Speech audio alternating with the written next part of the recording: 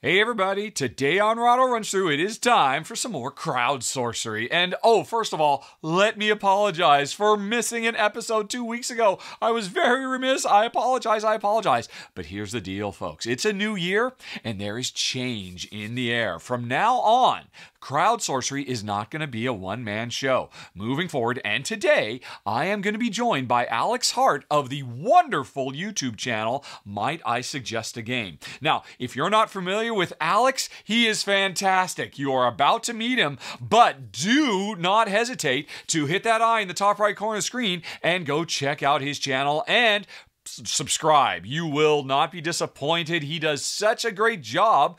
His whole focus is, well, what the name of his channel is, suggesting board games. And so when I decided I need a little help to keep this going, I could think of nobody better to help me out. So Alex is waiting in the wings. I can't wait to introduce him to you. But before we get to that, here's the way it's going to work moving forward, folks. I will be telling you about games that will be ending their crowdfunding campaigns in the coming 2 weeks that have already appeared on the Rahdo Runs Through channel, and you can go check out our previews of them. And after I'm done with that, Alex will tell you about a bunch more games that you probably wouldn't have heard about if you're just relying on the channel. So, Alex, stand by, buddy. We'll be right there. But first of all, everybody, I have to tell you about Arborea, which I did a sponsored preview for, and this is fantastic.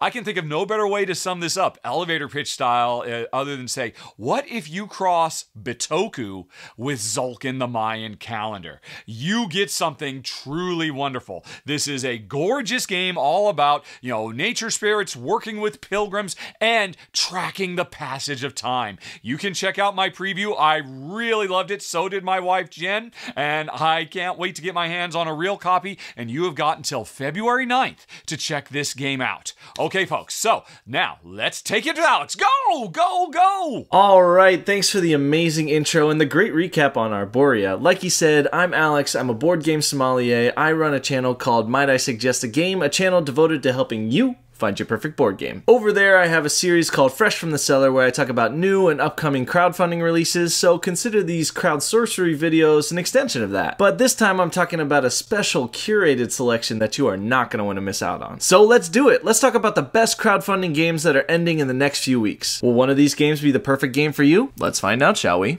Alright, the first one we're going to be talking about today is Marvel United Multiverse, which is the newest expansion in the Marvel United multiverses, as it were. This series from CMON Games is a cooperative battler where you're going to be using synergies between your different heroes to beat the bad guys. And it's really only a matter of time until they tapped into that multiverse theme. I mean, the MCU has been doing it now for a couple years, and so it's really exciting to see them get into this. I think this specific expansion includes a number of cool characters like Loki, Shuri, Black Panther, and Ironheart, which were both in the newest Wakanda Forever movie, which I really enjoyed.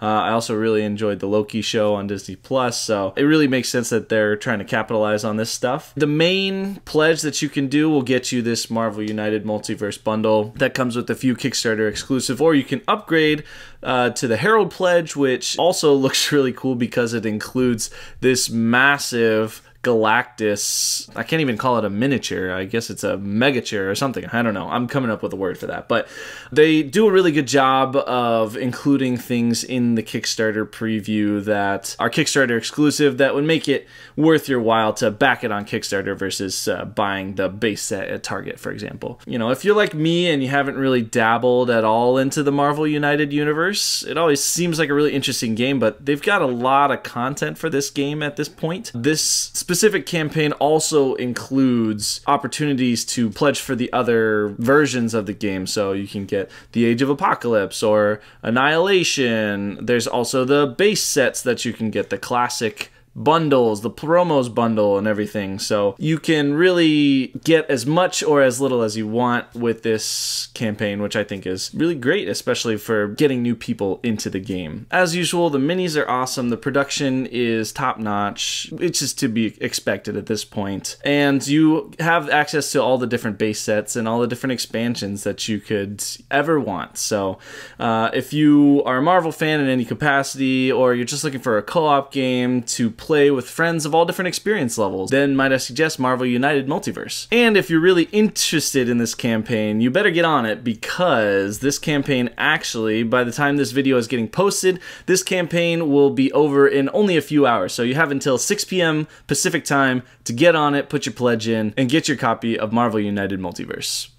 Alright, next up is a project called Manhattan Project War Machine, which is, I think, based off the original Manhattan Project, which came out a number of years ago, but clearly they've updated the art and the design style. So I'm very into the kind of new direction, this mid-century modern kind of feel that they have going. It kind of reminds me of old wartimey propaganda, which I guess is very thematic for the game. As far as gameplay goes, Manhattan Project War Machine is all about this sort of dice placement and engine building, where you'll be using the dice as workers to get different actions and different abilities to help you build your war machine, as it were. It's always cool. It looks like the actions have different abilities based on how you activate them, and there's also a lot of kind of interaction between players. So when you are doing an action with the dice, you have to be careful, because other players may also get some sort of benefit from the actions you play. So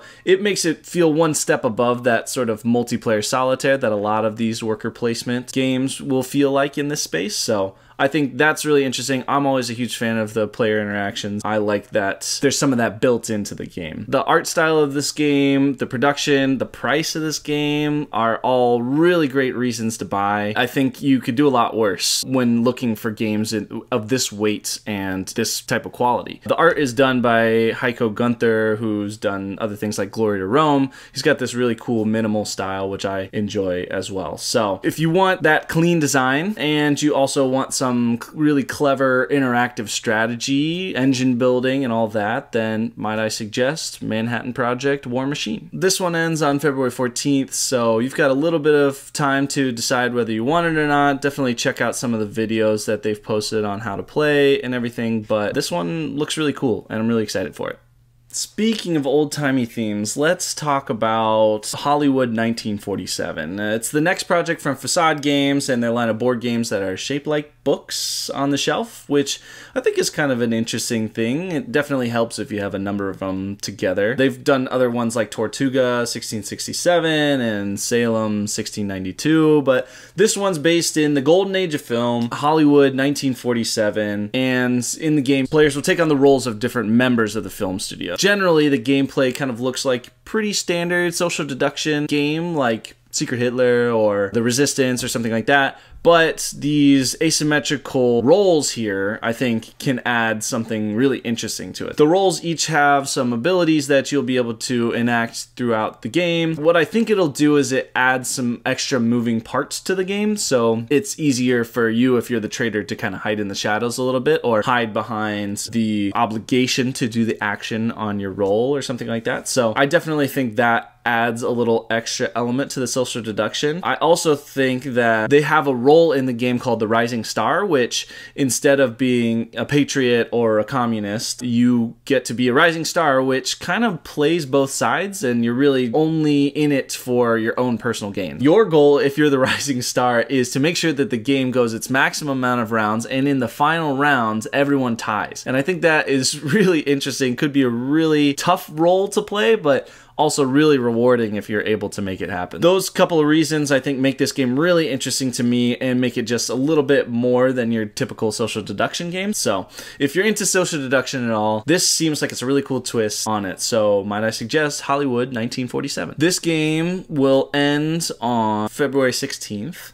So, you know, take a little bit of time, check out some of the gameplay, watch some of their videos. They're super helpful. And yeah, that's all you need to know about Hollywood 1947. Okay, let's talk about Coal Baron. Coal Baron is a reprint of a 2013 game by Kramer and Kiesling, who are pretty famous in the board gaming world from designing some really cool games like Nauticus, like Tikal. This one is not just a reprint, but it's also sort of deluxeified, so they've updated the art and they've updated the components. The gameplay itself, they've assured everyone that it has remained untouched, so you will be able to play the game as it was when it was first published. The nice part about this campaign is this game, from what I can tell, is pretty difficult to find out there. So, you know, it will hopefully get this game out to more people, which is definitely ideal. It seems from a gameplay standpoint, I didn't play the original, but it's a classic worker placement game with some resource management. You get to dig tunnels, you mine coal, you fulfill orders. It's pretty much all you could really want in a Euro game like this, right? This one has come with rave reviews from the original version, so this campaign is, you know, getting ready to put that original game in the hands of many more people. So this original game with some really solid worker placement, if you want a second chance at that and you're itching to get your hands on this super fancy edition, I think there's even a neoprene playmat in there, then might I suggest Coal Baron. This campaign ends on February 16th, so another one that you've got a little bit of time to check out, but if you read the reviews on Board Game Geek, it sounds like you're probably going to want to back Coal Baron. Alright, the next one up is a 2-for-1 special. It's a double negotiation game package from Bitewing Games of Vadis and Gussie Gorillas. Vadis is a re-theme and republishing of a game called Quo Vadis from Dr. Rainer Knizia himself. In this version of Vadis, not only is it re-themed with some really cool art from Kwanchai Moria, it also adds a couple of extra gameplay elements that were designed by the Doctor himself. So I always think it's really interesting when designers get the opportunity to make a little bit of a tweak to their original game. So I think it could really only be for the better, and I'm really excited to check out Vadis in this new form. Just the idea of the game, which is using negotiation and strategy together. You know, negotiation is usually only for social deduction games, so adding this sort of strategy and how you get through the zoo and everything, I think is a really interesting twist to that, and I'm really excited to see how it turns out. Definitely not for everyone, but I think this could be a really cool implementation that adds a little bit of strategy into there. And the second game that's in here is another game called Gussie Gorillas. You know, the art and the name, I'm not going to say anything about that, but the actual gameplay of it seems really interesting. You're using these cards, you're negotiating whether to keep your cards or to give them to other players. You cannot see your cards, kind of like Hanabi, but this one is definitely not cooperative, right? Players will be negotiating and conniving and trying to figure out how to get the best set of orders in front of them, and I just think that concept is very clever. The production seems nice. I will say, I think the gorillas themselves, the art on them, it's growing on me. It's definitely growing on me. Was definitely not sure when I first saw it, but hey, you can't always judge a game by its cover. So if you're like me and you really want to see how negotiation plays in these two, a slightly heavier game and definitely a lighter, kind of more party game, then might I suggest these two games, Vadis and Gussie Gorillas. Now this campaign is again going to be ending on February 16th, so get your negotiation on, get ready to convince somebody, whoever owns the cash in your house, whether or not you should back these games. Alright, here's a little project that it's a bit of a wild card. It's not one that I've heard a ton of people talking about, but it seems really cool. It's AEGIS Combining Robots Season 2. I checked out the original game. It is a really interesting kind of hex battler where you are combining robots of different styles to create these synergies and battle along the board. So it's just a classic 1v1 hex battler type of game, but it uses the endless combos. It feels like it's going to give the game a ton of replayability, which is always something that's on my list of things to check out. So I think it's really interesting, this sort of Voltron idea that you can combine the robots to make different classes throughout the game and power them up. And I'm really, honestly, I'm very impressed that they've been able to use this concept in a thematic way without making the production just absolutely insane. I think that games like this nowadays, you know, could have this huge miniature production with a different miniature for each combination and things like that. But this one just uses kind of the simple standees, which I think work works really well for this type of game. So I'm really interested in seeing how this nets out. The cool part about the robots, you know, they come in 5 different types, and you can combine assault with evasive, but you could also combine assault with an intel or something like that to get